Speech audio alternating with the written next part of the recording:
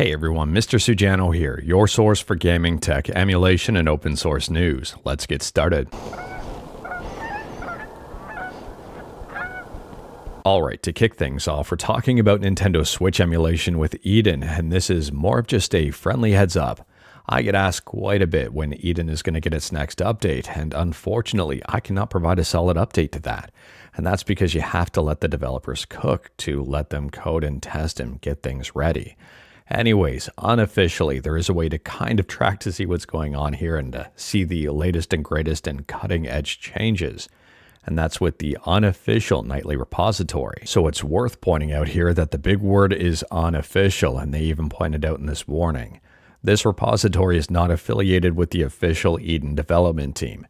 It exists solely to provide an easy way for users to try out the latest features from recent commits.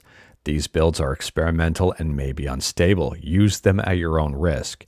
And please do not report issues from these builds to the official channels unless confirmed on official releases. Anyways, this GitHub does exist, and if you're interested and wanted to learn more about it, like everything we talk about, links will be within the GitHub link in the bottom of the description below. I don't hide my sources. And speaking about upcoming updates and letting developers cook, next up here we're talking about PlayStation 4 emulation with Shad PS4. And Shad PS4 appears to be getting some pretty impressive improvements, like this one here, which may really improve overall performance. Now, it is worth noting this is currently being tested and hasn't been fully implemented yet, but taking a look at some of the test reports here, and I would say this is very promising. This person says, I tested this PR and got one crash on the very first launch, but after restarting it ran perfectly fine. The game, which was already working with the latest updates, now runs buttery smooth. The average FPS is about the same, but the 1% lows have improved significantly, making the overall experience much smoother and much more stable. Unfortunately, I don't know when the bugs for this are going to be worked out and everything will be merged, but at the same time, the developers seem to be cooking something very good for this one. Let me know your thoughts about that in the comments below. And speaking about development, next up here we're talking about HBMAME. HBMAME stands for Subscribe to Mr. Sujano, or I might have misread that. HBMAME stands for Homebrew MAME. They say it runs on Windows 7 SP1 or later. HBMAME has two purposes. Firstly is to preserve homebrew games written for arcade machines or arcade emulators. And secondly is to include worthwhile hacks of arcade games. All the documentation of the hardware can be found in the MAME source. This is a fork of MAME. So anyways, at the time of filming here, the latest and greatest update was just released. And they call this one a derivative of MAME 245. And speaking about updates with a 4 in it, that was a terrible segue. Next up here, we're talking about Playnite. Playnite is an open source video game library manager and launcher with support for third-party libraries like Steam, Epic, GOG, EA App, Battle.net, and others. And Playnite just got a brand new update. And yes, the update's got a 4 in it. So at the time of filming, Playnite version 10.44 is the latest update. This update's got a number of fixes and improvements. They say fully manually added games no longer default to installed states. They've improved manual update check process, and they've increased the maximum of selectable columns and rows in full screen mode. And speaking about developers and updates, next up we're talking about not necessarily code updates, well maybe a little bit technically, but we're really talking about updates from developers. And Dash here has another amazing interview up on GardnerBryant.com that I would recommend checking out. This one's titled Behind the Scenes, an interview with Miguel Soto, creator and dev of NeoStation, which is an emulation front end. It's worth noting here that NeoStation is still pretty fresh to the scene overall. It's still in alpha. It's available for Windows and Android. And the article here from Dash I really think is worth a read. Dash writes some very great articles with some interviews with some very prominent figures and a lot of up-and-coming prominent figures in the emulation community. And speaking about upcoming stuff, next up we're talking about upcoming smartphone performance and emulation.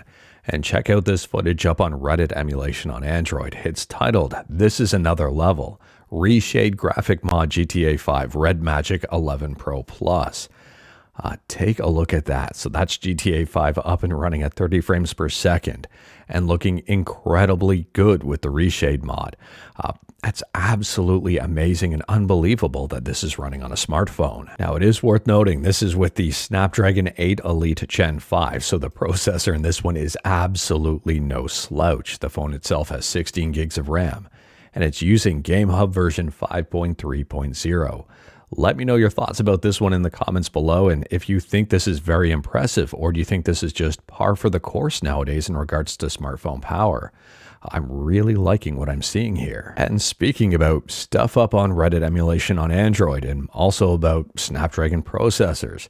Next up here, we're talking about something that probably shouldn't be a surprise if you pay attention to this YouTube channel. There's a brand new post up there that's garnering quite a bit of attention, and it's titled Turnip Drivers in Development for Adreno 8XX, Source GameHub Discord, and this is in regards to custom Mesa Turnip drivers. However, it is worth pointing out here that, well, we talked about this one like a month ago, and there were the first signs of the Snapdragon 8 Gen 5 Adreno A8XX driver support spotted in Mesa. No surprise here, the answer is still the same. Unfortunately, we don't know when these drivers will be available. The only information we've got to go on right now is just speculation, and it's very vague. They plan to land in Mesa as early as next year.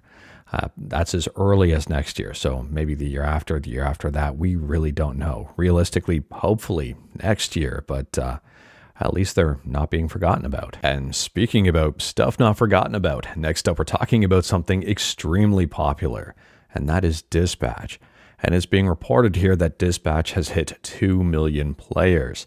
That is absolutely massive for this indie game. Now, for those who may or may not be aware, Dispatch launched on Steam back in October 22nd, so at the end of October. The game hasn't even been out for a month yet. It is an indie game. It's less than $40 US. It's less than 40 Canadian dollars. And this one seems to be extremely popular. If you're a fan of the Telltale series of games, you might like this style of game here. So on Steam here, Dispatch does have an overwhelmingly positive review score, and I would recommend putting this one on your radar. And speaking about prices of things and things to check out, next up we're talking about the Steam Machine. Now, we just talked about this a few days back, and I think we talked about it when it was initially launched, or initially revealed rather. People shouldn't be surprised to hear this, but it's being reported now that the Steam Machine will be priced like a PC, not like a console. And we've talked about this. A lot of people seem to get their hopes up that the Steam Machine was going to cost around $400.